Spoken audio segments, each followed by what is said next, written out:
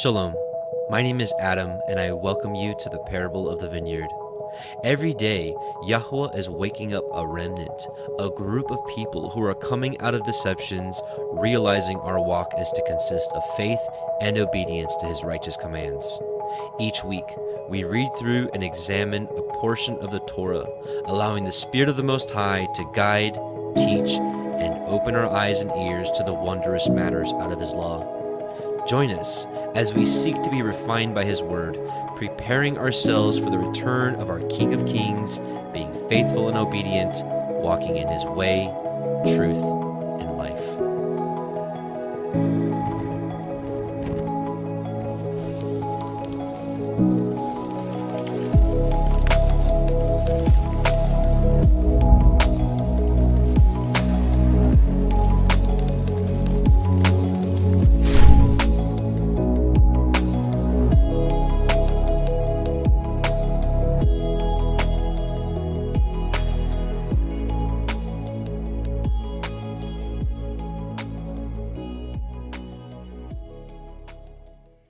Shabbat Shalom, brothers and sisters, and welcome back to the Parable of the Vineyard YouTube Torah portions.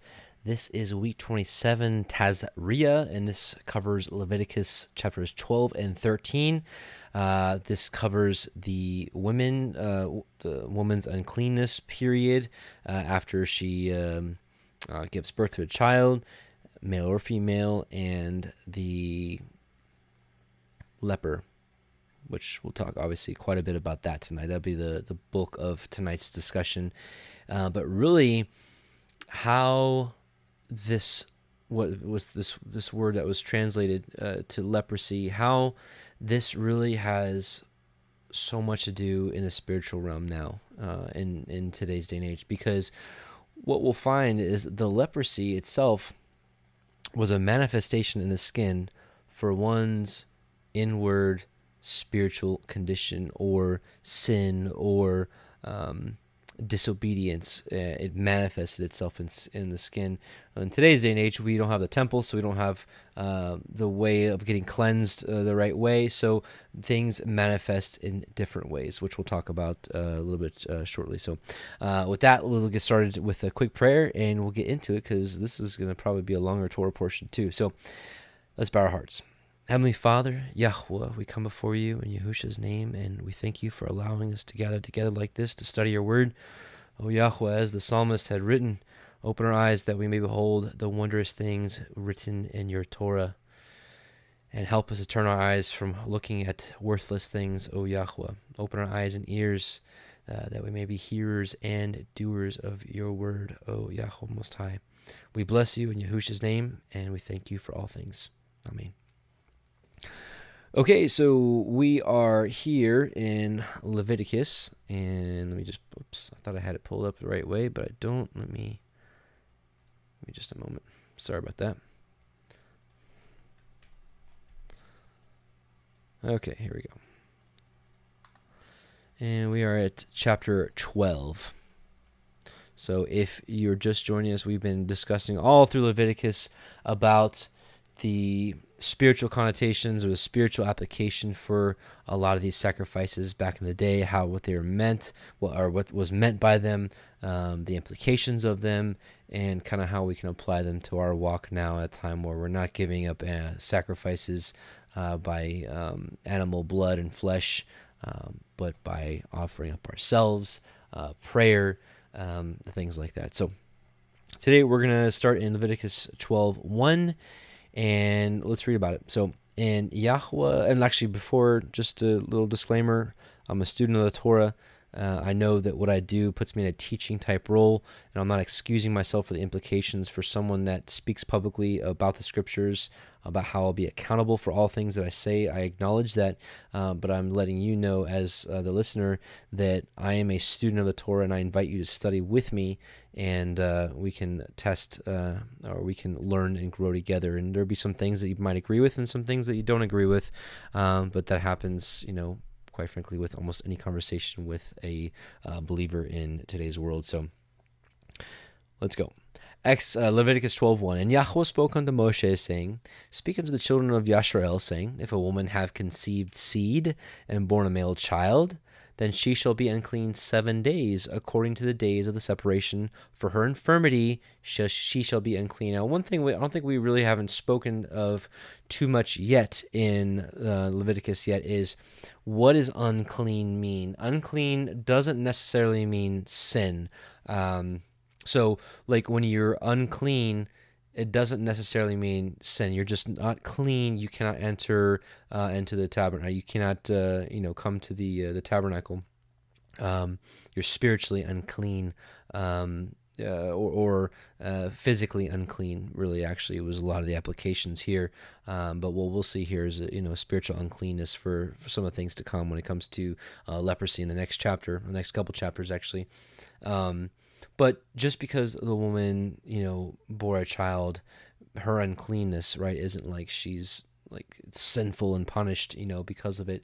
We'll actually read why this was implemented and where this came from, actually, in Jubilees chapter 3, verses 6 through 15. But let's keep going. And on the 8th day, the flesh of his foreskin shall be circumcised.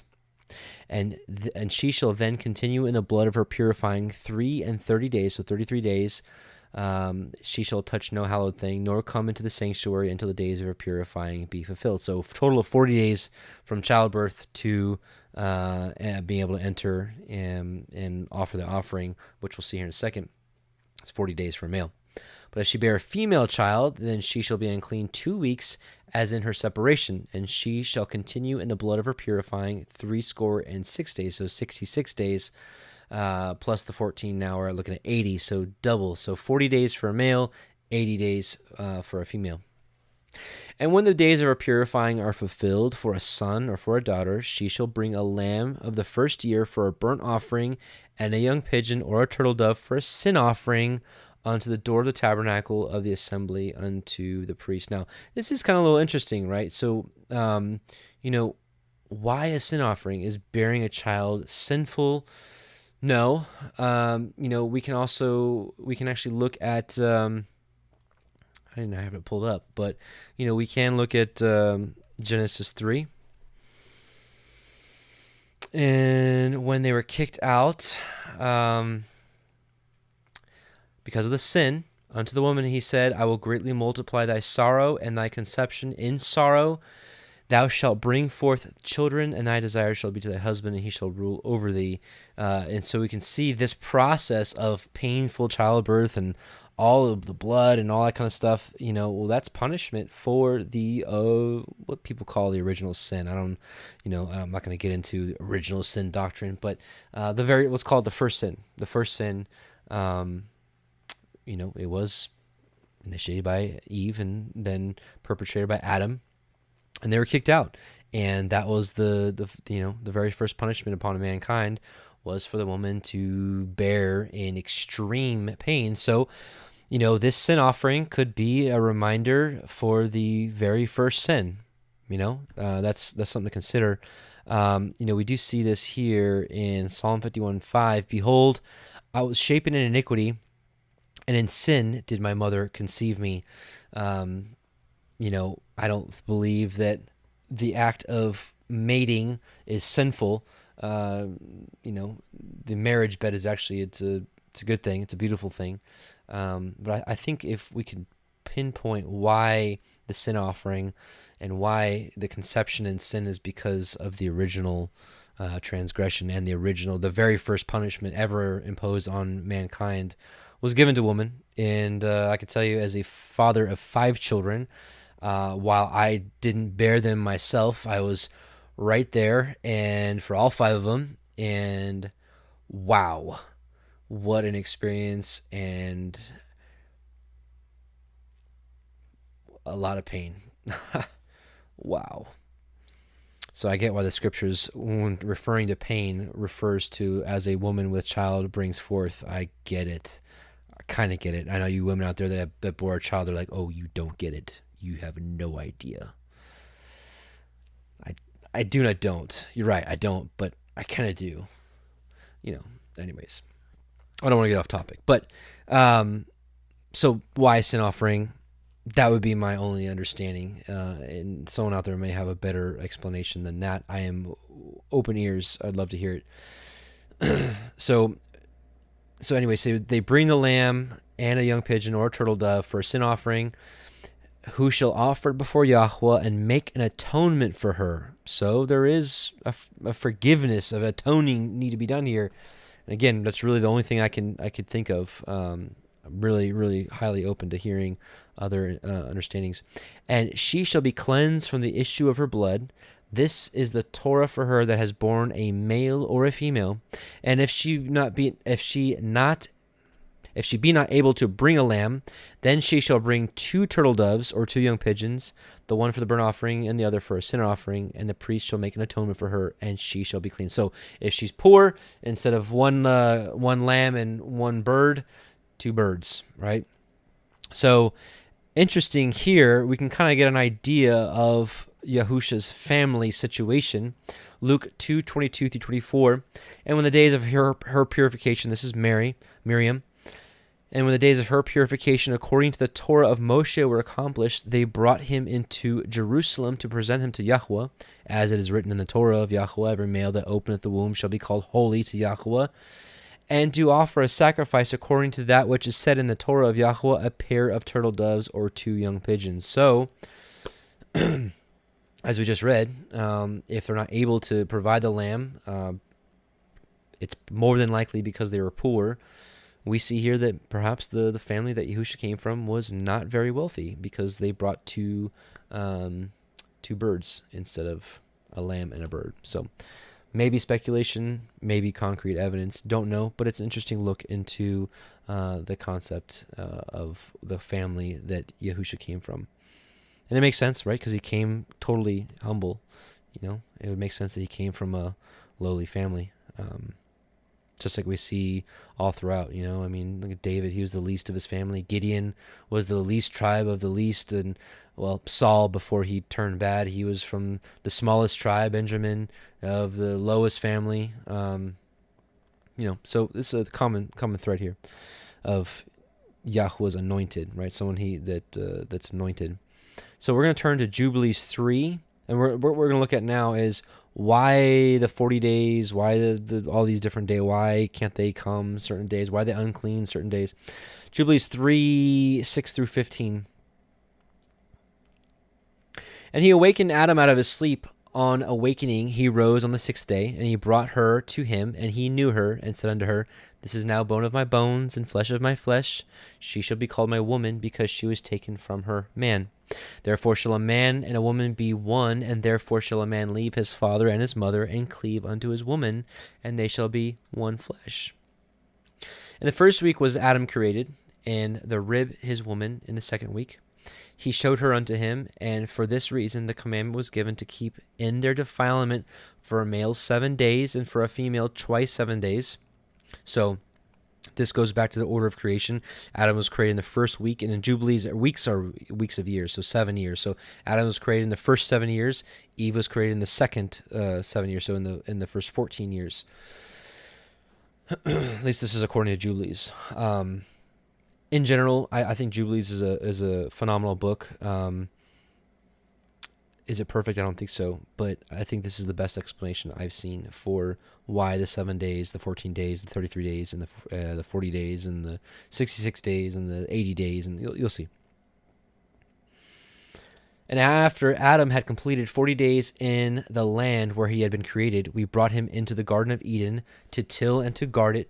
But his woman they brought in on the 80th day, and after this she entered into the Garden of Eden.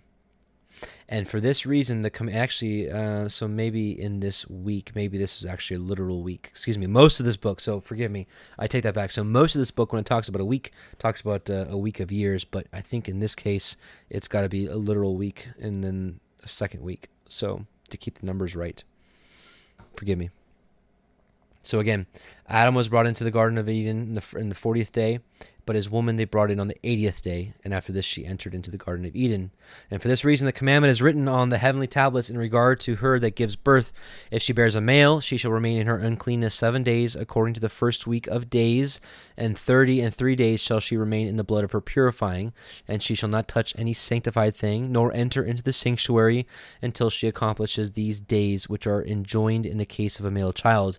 But in the case of a female female child, she shall remain in her uncleanness 2 weeks of days, according to the first 2 weeks and 66 days in the blood of her purification, and they will be in all 80 days. And when she had completed these 80 days, we brought her into the Garden of Eden, for it is holier than all the earth besides, and every tree that is planted in it is holy. Therefore there was ordained regarding her who bears a male or a female child, the statute of those days, that she should touch no sanctified thing, nor enter into the sanctuary until these days for the male or female child are accomplished. This is the Torah and the testimony which was written down for Yisrael, in order that they should observe all the days. And in the first week of the first Jubilee, Adam and his woman were in the Garden of Eden for 7 years, tilling and guarding it, and we gave him work, and we instructed him to do everything that is suitable for tillage. So I do believe this is the best explanation as to why. There is one other explanation in the first book of Adam and Eve, but I didn't feel that was as correct as this one, so that's why I decided to share this one with you all. So, okay, so I think that explains it, so we can move on to chapter 13. Give me just a moment.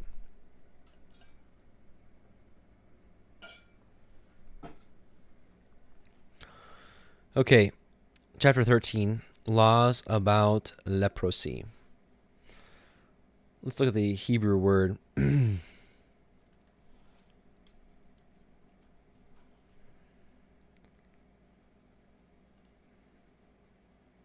The Hebrew word is tzara'at, right? And people may live in skin disease, in clothing, a mildew or a mold, in buildings, a mildew or a mold, right? Leprosy, for the black leprosy, is elephantitis, a nitrous scab in the garments. So this is a tzara'at. This is a physical...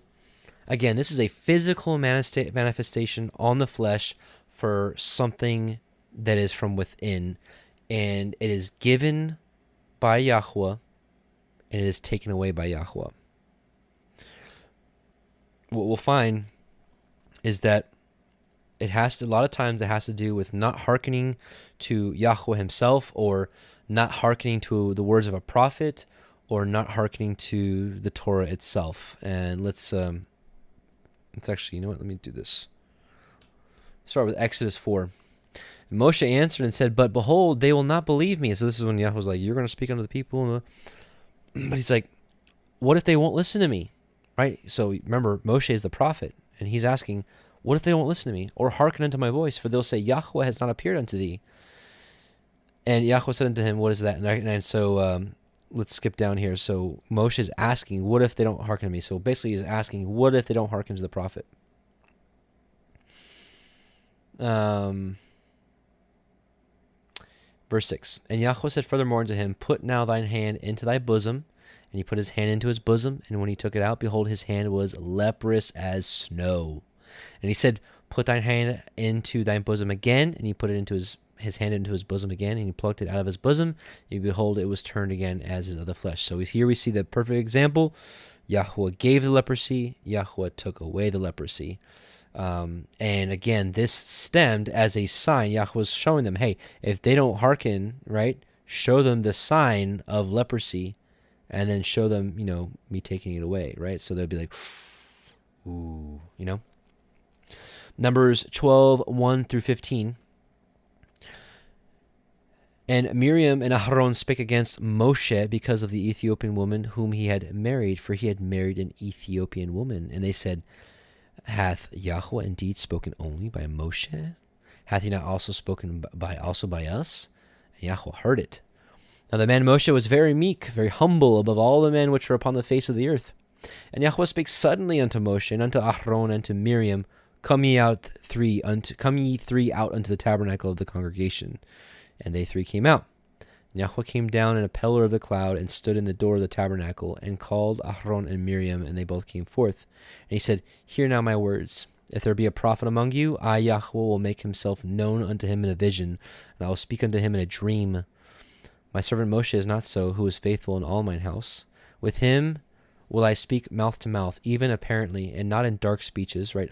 Parables, and the similitude of Yahweh shall he behold.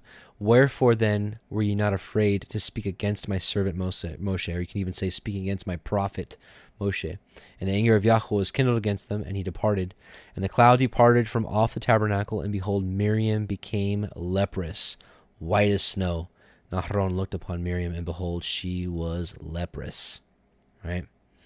And Aharon said unto Moshe, Alas, my Adonai, I beseech thee, lay not thy sin upon us, wherein we have done foolishly, and wherein we have sinned.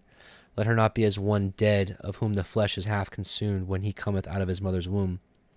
And Moshe cried unto Yahweh, saying, Heal her now, O Elohim, I beseech you. And Yahweh said unto Moshe, If her father had but spit in her face, should she not be ashamed 7 days? Let her be shut out from the camp 7 days, and after that let her be received again. And Miriam was shut out from the camp 7 days, and the people journeyed not until Miriam was brought in again. So here, another example of Yahweh gave the leprosy, and Yahweh took the leprosy away. And again, it had something to do here with not hearkening. It wasn't in this case. It wasn't necessarily not hearkening to, but bad mouthing a prophet of the Most High. Here's an interesting passage as well. 2 Kings 5. Again, we're kind of setting the stage here for tzara'at, leprosy. Well, it's translated as leprosy. Now, Naaman, captain of the host of the king of Syria, was a great man with his master, and honorable, because by him Yahweh had given deliverance unto Syria. He was also a mighty man in valor, but he was tzara'at, he was a leper. And the Syrians had gone out by companies, and had brought away captive out of the land of Israel a little maid, and she waited on Naaman's wife. And she said unto her mistress, Why, or would Elohim my Lord were with the Would Elohim my Lord were with the prophet that is in Samaria. And this is Elisha. For he would recover him of his tzara'at, his leprosy. And one went in and told his Adonai, saying, Thus and thus said the maid that is of the land of Israel. And the king of Syria said, Go, and I will send a letter unto the king of Israel. And he departed, and took with him 10 talents of silver, and 6,000 pieces of gold, and 10 changes of raiment. And he brought the letter to the king of Israel, saying, Now when this letter is come unto thee, behold, I have therewith sent Naaman my servant to thee, that thou mayest recover him of his leprosy. And it came to pass, when the king of Israel had read the letter, that he rent his clothes, and said, Am I God, or am I Elohim, to kill and to make alive, that this man doth send unto me to recover a man of his leprosy? Wherefore consider, I pray you, and see how he seeketh a quarrel against me.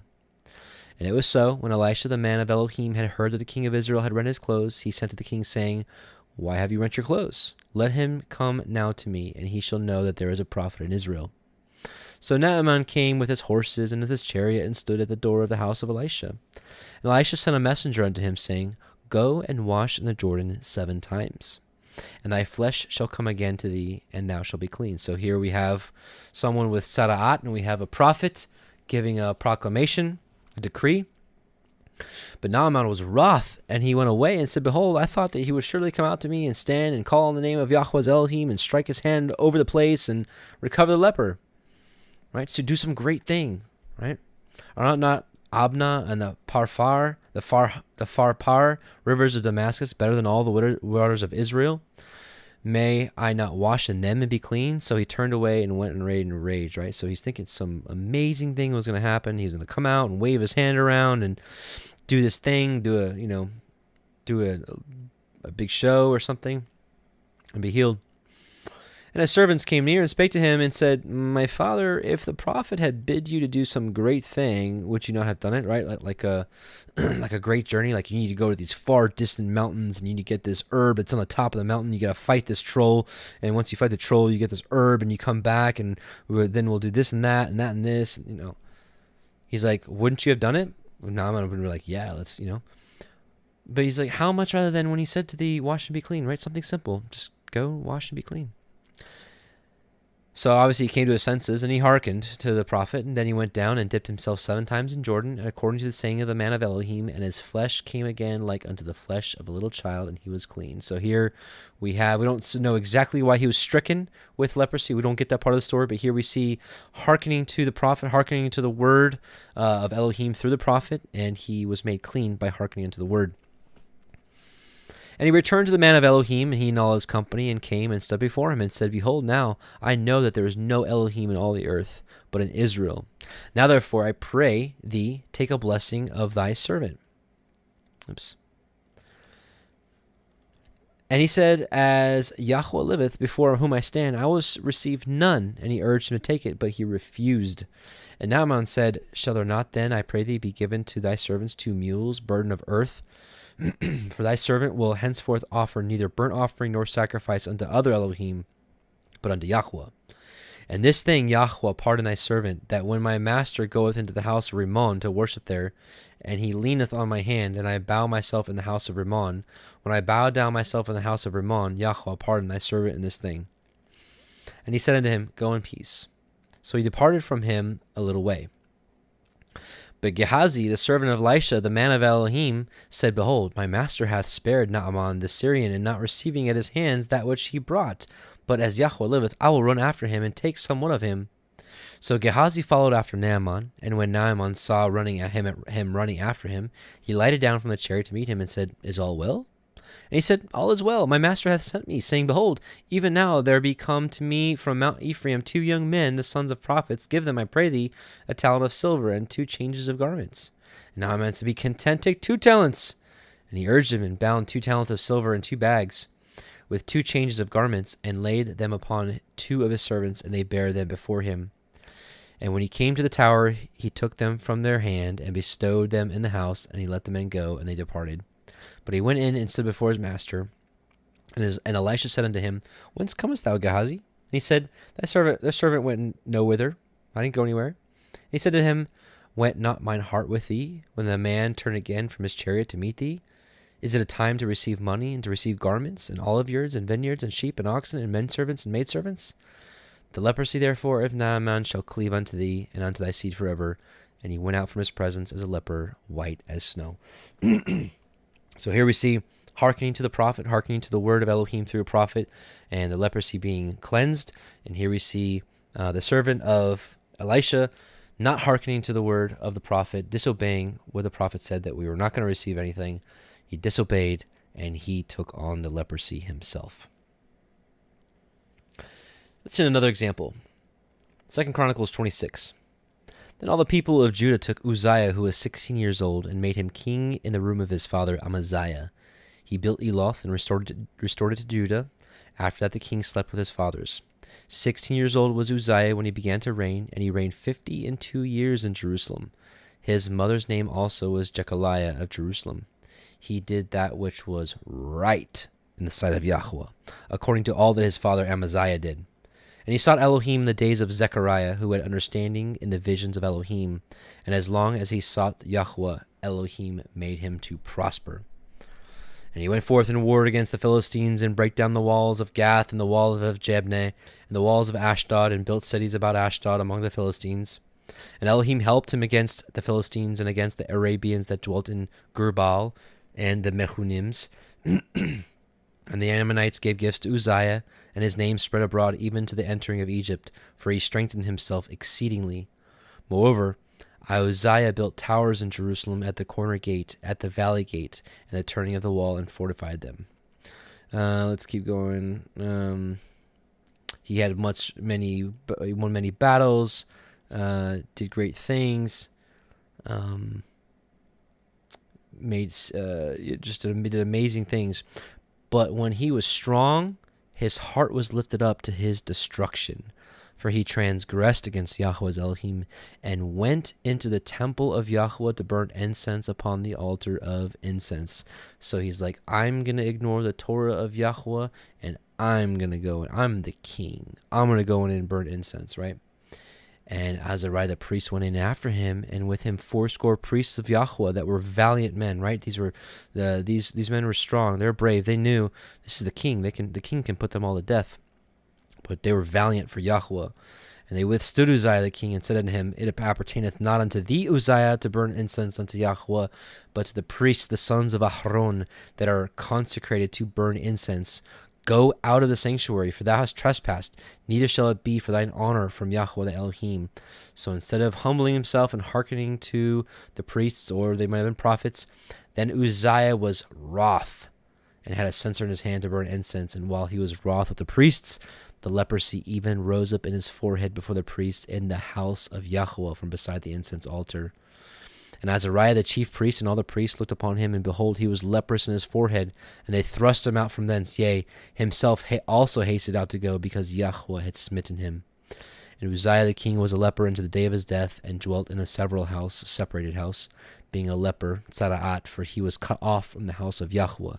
And Jotham his son was over the king's house, judging the people of the land. So here again, we see that leprosy, this manifestation in the skin, was because of transgression, or sinful nature, or disobedience to the word, or disobedient to a proclamation from a prophet, or things like that. So here we can see how leprosy comes about, right? We don't get a whole lot in the Torah of why leprosy comes about, but here we have all these examples of why it came out, and it's because of the spiritual condition, or a sinful condition that one is in.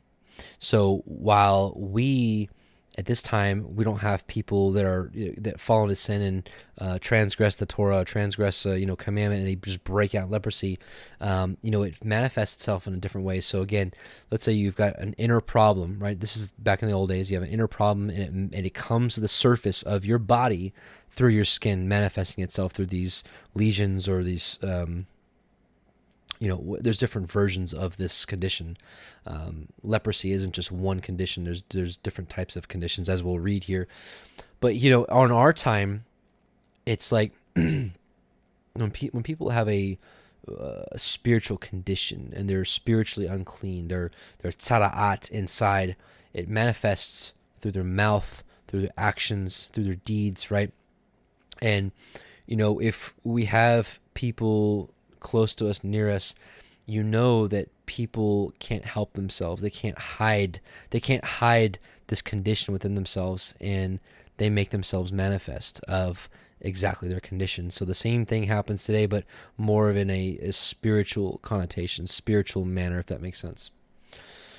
So Leviticus 13, and Yahuwah spoke unto El Moshe and El Aharon, saying, when a man shall have in the skin of his flesh a rising, a scab, or a bright spot, so we have different types of tzara'at, and it be in the skin of his flesh like the plague of leprosy, then he shall be brought unto El Aharon the priest, or unto one of his sons the priests.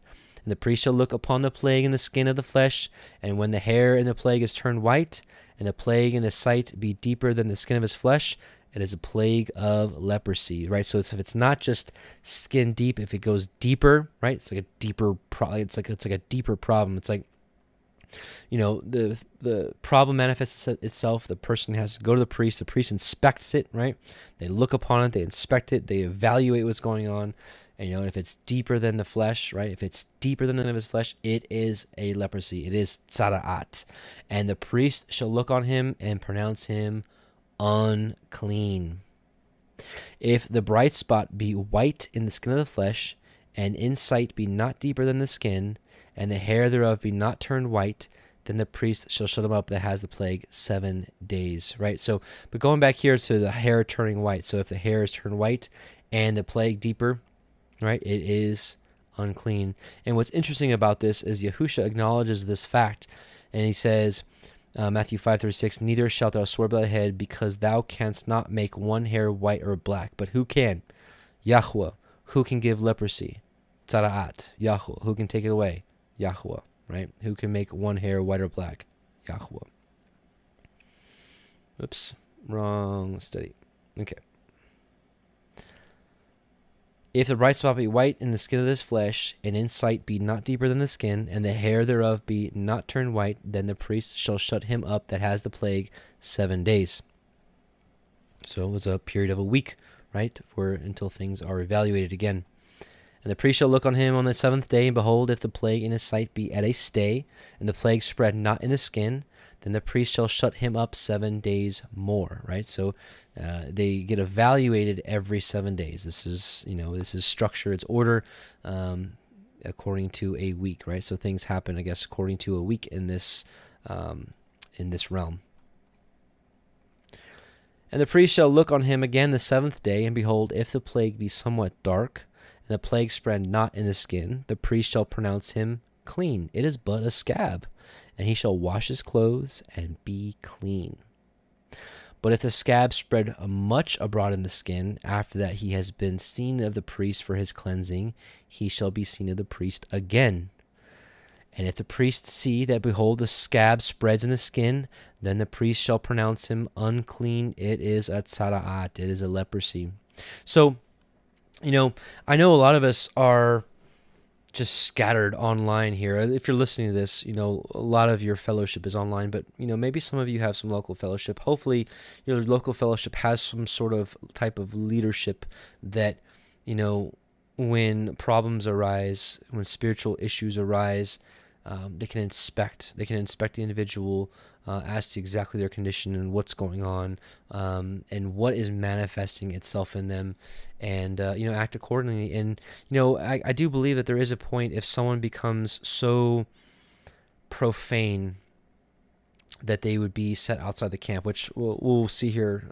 Actually, I don't know, we read about this. Yeah, we do read about it in this passage about how they are set outside of the camp, right? They need to be separated from the people. Well, how much even more so in a spiritual condition that someone might be in a tzara'at, a leprosy of a type of spiritual condition of somebody. So if we've got local fellowships and this tzara'at breaks out, in a spiritual manifestation within somebody, it needs to be dealt with. And if it gets to a point that's so bad, it breaks out all over the place, like how it broke out all over the skin we're reading here, but it breaks out in their life, there should be, some review.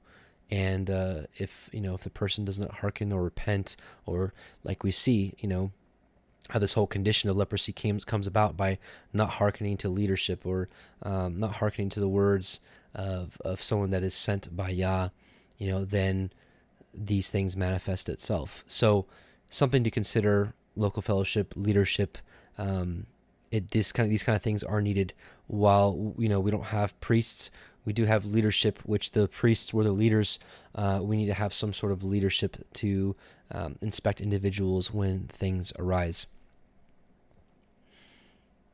Verse 9, when the plague of leprosy is in a man, then he shall be brought unto the priest. And the priest shall see him, and behold, if the rising be white in the skin, and it have turned the hair white, and there be quick raw flesh in the rising, it is an old leprosy in the skin of his flesh, and the priest shall pronounce him unclean, and shall not shut him up, for he is unclean. And if a leprosy break out abroad in the skin, and the leprosy cover all the skin of him that has the plague, from his head even to his foot, wheresoever the priest looks, then the priest shall consider, and behold, if the leprosy have covered all his flesh, he shall pronounce him clean.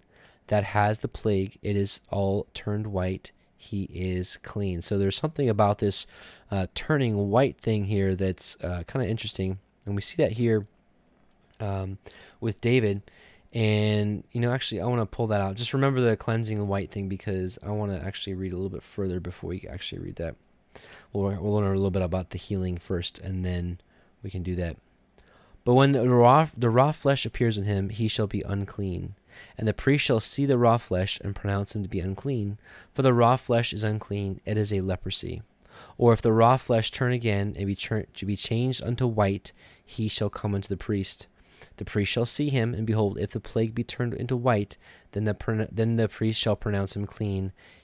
That has the plague, he is clean. Let's see, is it in here? I think it actually might be next week. Give me just a moment. We'll read it again if it comes up. Okay, so I want to talk about this turning white concept. Psalm 51, 1 through 11. Have mercy upon me, O Elohim, according to thy loving kindness, according unto the multitude of thy tender mercies, blot out my transgressions. Wash me thoroughly from my iniquity, and cleanse me from my sin. For I acknowledge my transgressions, and my sin is ever before me.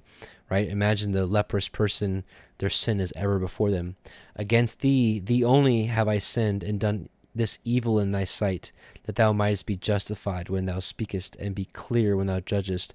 Behold, I was shapen in iniquity, and in sin did my mother conceive me. Behold, thou desirest truth in the inward parts, and in the hidden part thou shalt make me to know wisdom. Now here we go. Now this is exactly he's talk. This is we know this is tzaraat. This is leprous talk, because this is actually how the leper is cleaned with hyssop. Purge me with hyssop, and I shall be clean. Wash me, and I shall be whiter than snow. That's what it's talking about here, right?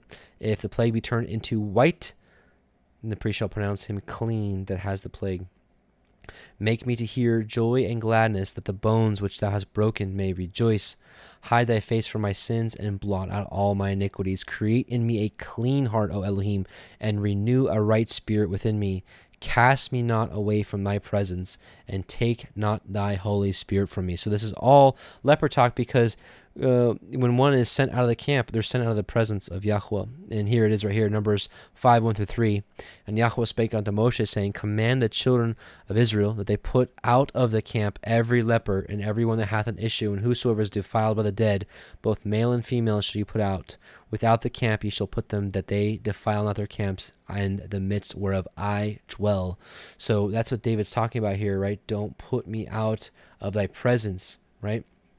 Because of uncleanness. He's asking to be purged with hyssop, clean him, that he be white as snow, that his condition, his sara'at, would be cleansed, because in that Psalm 51 was actually for the one transgression he had, which was Bathsheba and Uriah, her husband. But we see, and the scriptures don't say that David got leprosy in his skin, but I think he acknowledged the internal condition of someone who is a leper. It's an internal thing. It's a direct result of sin, or a direct result of disobedience, or not listening to the word of Yahuwah, or not listening to a prophet, or whatever it may be. So David acknowledged that inside he was unclean. He was like as a leper, So that's why he was talking leper language with him.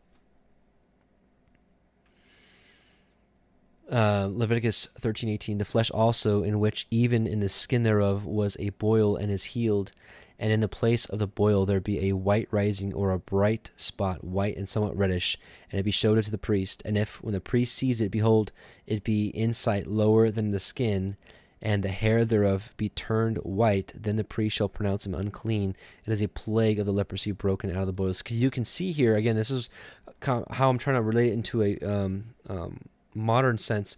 The priest or the leader has to inspect and really take a close look of what's going on. And so because of accountability and whatnot, we need to have leadership in place to be able to inspect one's spiritual condition, or maybe even moral condition of what's actually really going on for the betterment of the whole camp, right?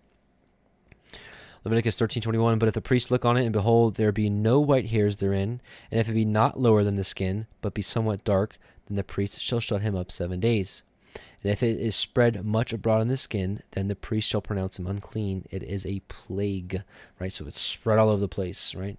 It's manifesting itself, right? Especially, again, how much more in the spiritual realm of things, when someone is really, got some issues inside, how abundantly clear does one make themselves when they're in those conditions? They usually make themselves very known very quickly.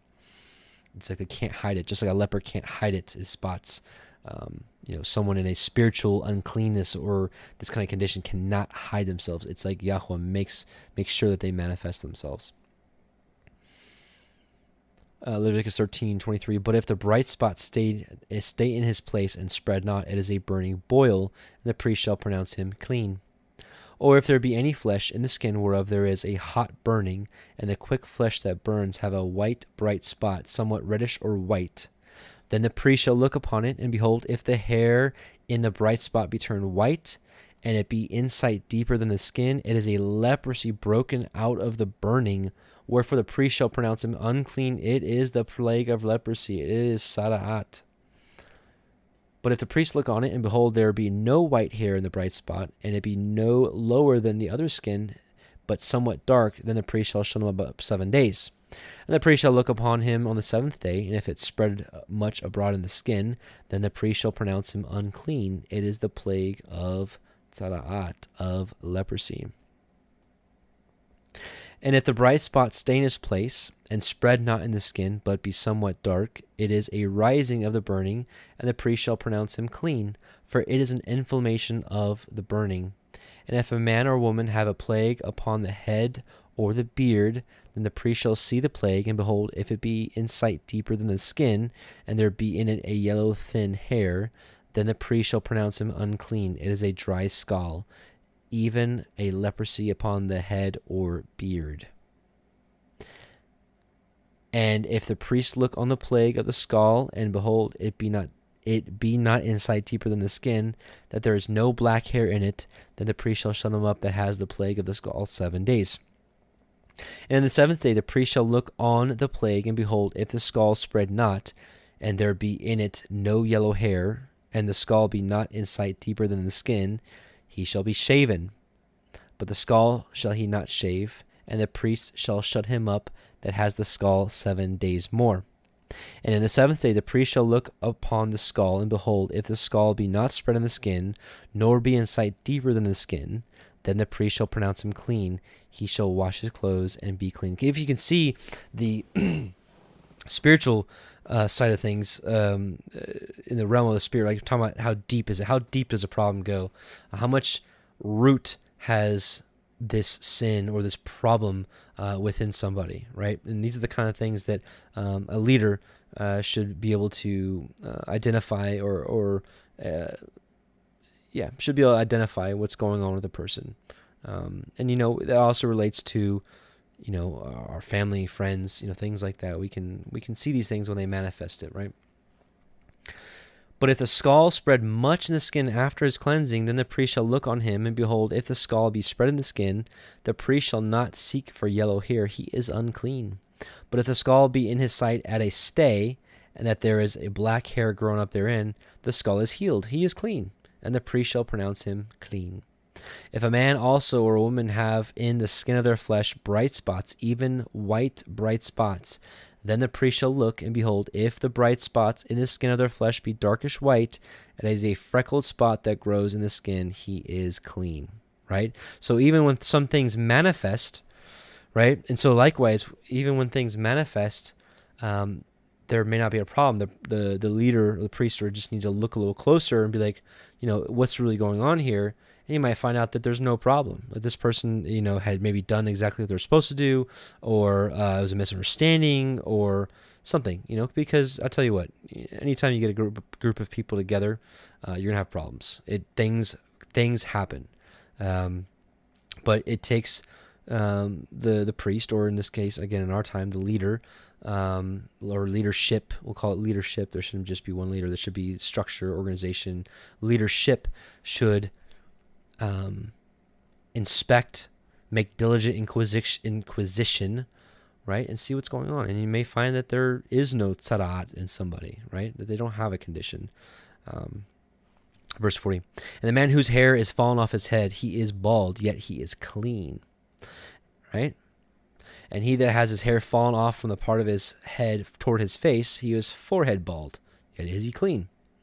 And if there be in the bald head or bald forehead a white or reddish sore, it is a leprosy sprung up in his bald head or his bald forehead. Excuse me 1 second.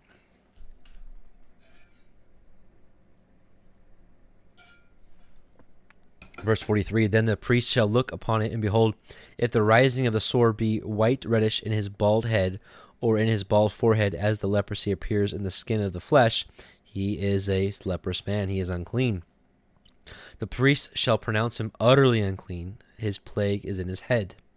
And the leper in whom the plague is, his clothes shall be rent, and his head bare, and he shall put a covering upon his upper lip, and shall cry, unclean, unclean. It's very embarrassing, right? So he's got to say it himself, right? So again, the leper in whom the plague is, his clothes shall be rent, and his head bare, and he shall put a covering upon his upper lip, and shall cry, unclean, unclean. All the days wherein the plague shall be in him, he shall be defiled. He is unclean. He shall dwell alone. Without the camps shall his habitation be. Again, you can see here that Yah makes sure that these people are known, that it cannot be. He can't hide it. They could not hide it back then. And I'm here to tell you, people can't hide it today. If they're in a very bad spiritual situation, or they're living in sin, or it's going to manifest itself. It comes out, so that people can see this and can take proper action when it's needed. Give them, in our time, day and age, it's proper counseling that people may need, edification, sharpening, rebuking, things like that, so one can humble themselves and repent, and hopefully Yahuwah will cleanse the person of their tzara'at, their inner spiritual leprosy. Right, whatever's wrong in their situation. All the days wherein the plague shall be in him, he shall be defiled. He is unclean. He shall dwell alone. Without the camps shall his habitation be. The garment also that the plague of leprosy is in, whether it be a woolen garment or a linen garment, whether it be in the warp or woof or linen or of woolen, whether in a skin or anything made of skin. If the plague be greenish or reddish in the garment or in the skin, either in the warp or in the woof or in anything of the skin, it is a plague of leprosy, and he shall be showed unto the priest. And the priest shall look upon the plague, and shut up it that has the plague 7 days. And he shall look on the plague on the 7th day, if the plague be spread in the garment, either in the warp or in the woof, or in his skin, or in any work that is made of skin. The plague is a fretting leprosy, it is unclean. He shall therefore burn that garment, whether a warp or in the woof, or in woolen, or in linen, or in anything of skin wherein the plague is, for it is a fretting leprosy. It shall be burnt in the fire. So it's interesting that we've seen in the scriptures that garments can be used to deceive. We see that, in the case of Jacob, right? He put the hairy garment on to deceive his father, to make him think that he was Esau. There's a verse, I think it's in Zechariah, about how people would put on rough garments to deceive, right? Where else? Garments. There's other stories about garments, but even in clothing, it looks like it'll manifest itself, right? So, again, Yahuwah is righteous in that people like this can't hide themselves. It just comes out. How much even more in today's world. And if the priest shall look, and behold, the plague be not spread in the garment, either in the warp or in the woof, or in anything of the skin, then the priest shall command that they wash the thing wherein the plague is, and he shall shut it up 7 days more. And the priest shall look on the plague after that it is washed, and behold, if the plague have not changed his color, and the plague be not spread, it is unclean. You shall burn it in the fire. It is fret inward, whether it be bare or within or without. And if the priest look, and behold, the plague be somewhat dark after washing it, then he shall rend it out of the garment, or out of the skin, or out of the warp, or out of the woof. And if it appears still in the garment, either in the warp or in the woof, or in anything of the skin, it is a spreading plague. You shall burn that wherein the plague is with fire. And the garment, either the warp or woof, or whatsoever thing skin it be, which you shall wash, if the plague be departed from them, then shall it be washed the second time, and shall be clean. This is the Torah. Let's see, yeah. So, yeah, we get to read a little bit about it next week. About the hyssop, okay. And the garment, either warp or woof, or whatsoever thing of the skin it be, which you shall wash, if the plague be departed from them, then it shall be washed the second time, and shall be clean. This is the Torah of the plague of leprosy, and a garment of woolen or linen, either in the warp or woof, or anything to skins, to pronounce it clean, or to pronounce it unclean. And that's where we'll stop here, and we'll see that we're going to continue to talk about this topic next week. So there's probably a couple things that I'm going to read today that I might read again, but it's okay. Now let's look at Yahusha, right? Luke 5:12-16. And it came to pass, when he was in a certain city, behold, a man full of leprosy, tzaraat, who, seeing Yahusha, fell on his face and besought him, saying, Adonai, if you wilt, you can make me clean. Right? Because this man knows, right? This man knows the scriptures, and that Yahuwah gives the leprosy and Yahuwah takes it away. And so if he knew the miracles that Yahusha was doing, like, this is him, this is the man, this is the man of Elohim, whether he thought it was just a prophet or whatnot, he knew that he was a man of Elohim. And he put forth his hand and touched him, saying, I will, be you clean. And immediately the leprosy departed from him. So here we have someone that believes in the word, hearkening to the word, believing in the prophet, and his faith made him whole. And he charged him to tell no man, but go and show thyself to the priest, and offer for thy cleansing according as Moshe commanded, for a testimony unto them. But so much more went there a fame abroad, and great multitudes came together to hear and to be healed by him of their infirmities. And he withdrew himself into the wilderness and prayed. So what do we see here? We see here someone unclean. We see them coming before Yahusha, believing in him. And Yahusha says, I'm going to heal you. Go do Torah. That's what he says, right? Right?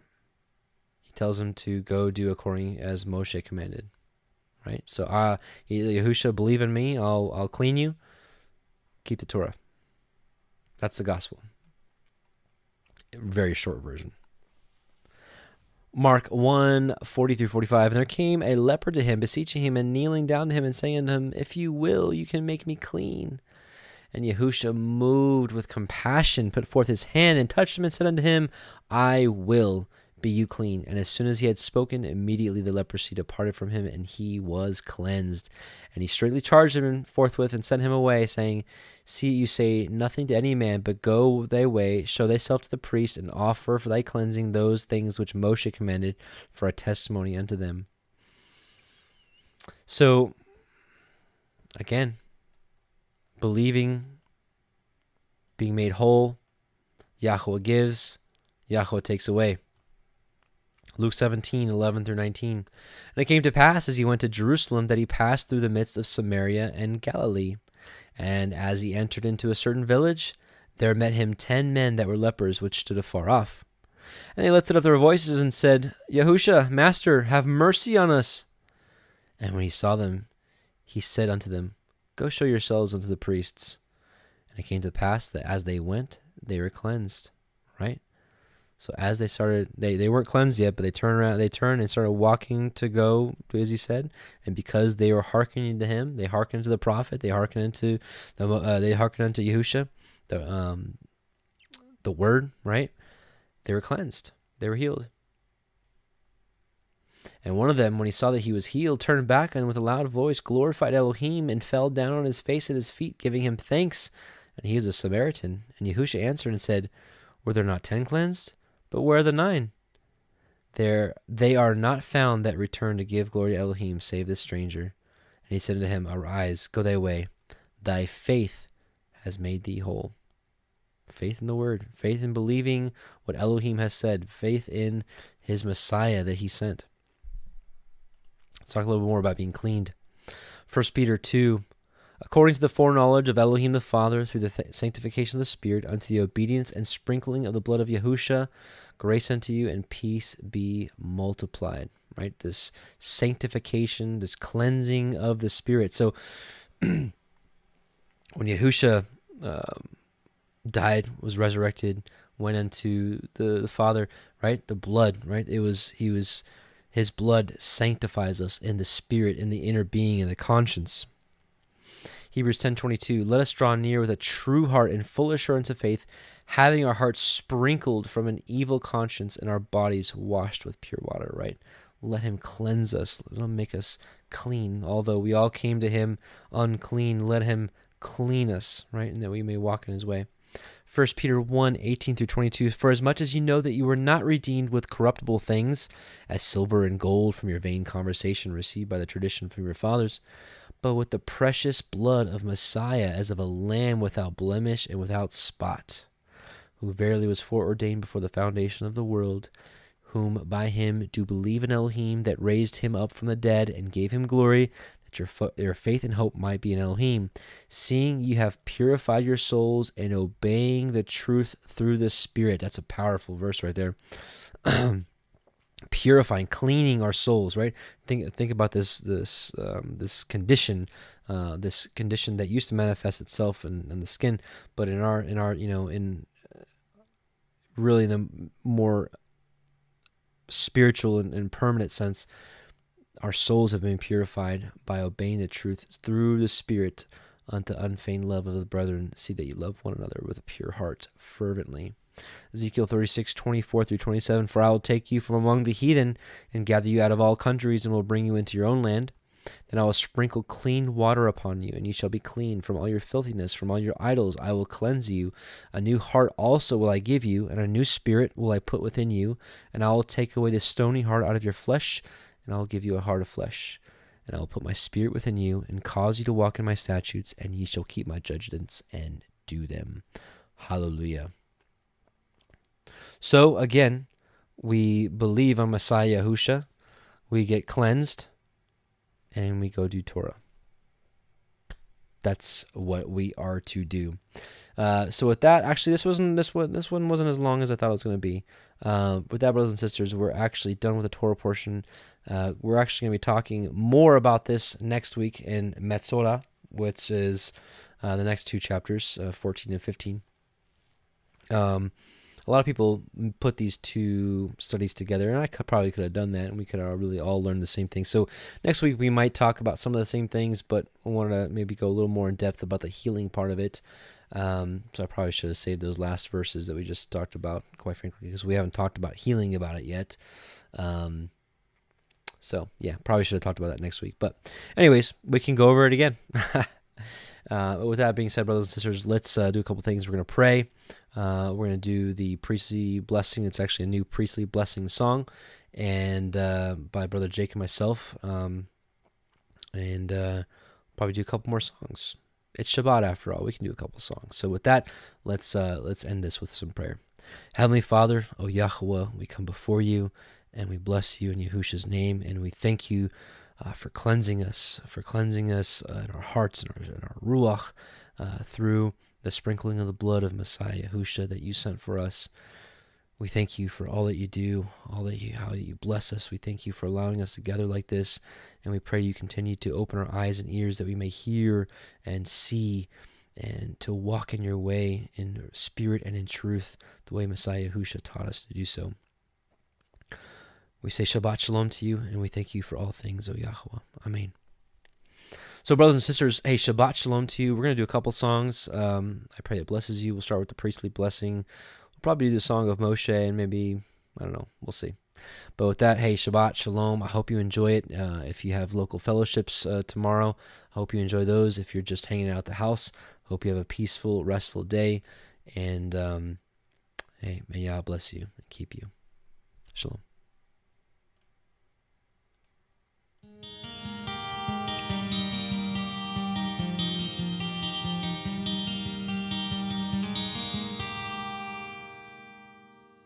יברכך יחוה וישמרך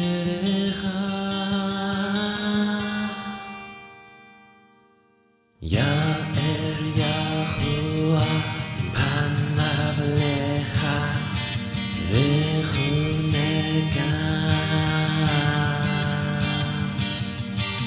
יישא יחוה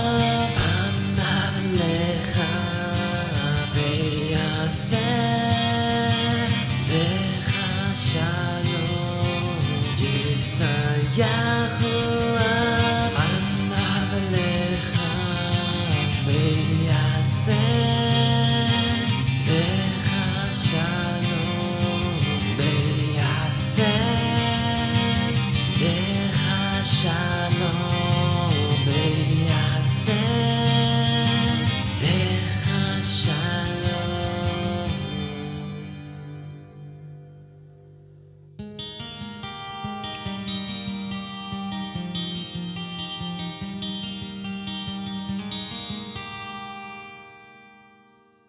Yahuwah bless you and keep you. Yahuah, make his face shine upon you and be gracious unto you. Yahuah, lift up his countenance upon you and give you peace. Yahuah, make his face shine upon you and be gracious unto you. Yahuah, lift up his countenance upon you and give